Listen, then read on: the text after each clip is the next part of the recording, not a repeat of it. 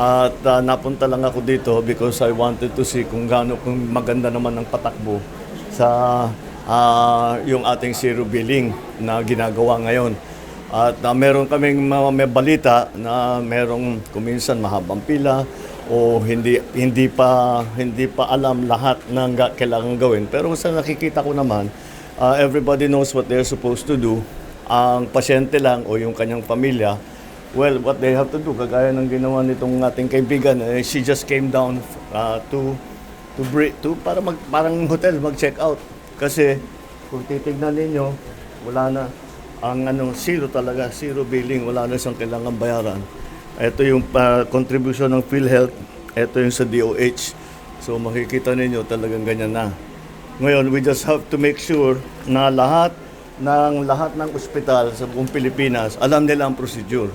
Kasi bago ito eh. But I think kaya naman nila because maliwanag naman kung ano yung PhilHealth, ano yung sa DOH, at sinong qualified. Lahat naman halos qualified. This is for kung kailangan magpa-confine. Pagka hindi kailangan magpa-confine, tinuturuan natin ang ating mga kababayan, pumunta muna sa Bukas Center.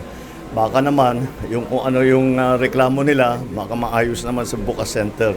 Pero kung hindi kaya ng Bukas Center, papupuntahin naman sila sa ospital at aalagaan din sila. And again, zero billing ang paglabas. Wala na sila, walang dagdag na bayad, wala nang dokumento, wala nang kailangan gawin. Pipirma na lang, pwede na nilang i-uwi ang kanilang pasyente. So, let's see. Let's make sure. Ito nga ang aking kay Secretary Ted Herbosa. Make sure, and Dr. Haro, na make sure na hindi lamang dito alam nang gagawin. Ito, kabisado nila yung procedure na lahat ng mga ospital natin, ng DOH, make sure alam nila yung gagawin nila para hindi naman masyadong mahirapan ng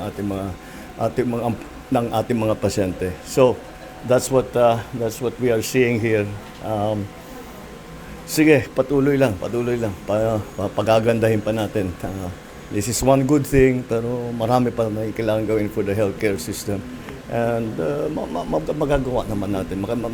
May makikita tayong improvement talaga. Alright, maraming salamat. Thank you.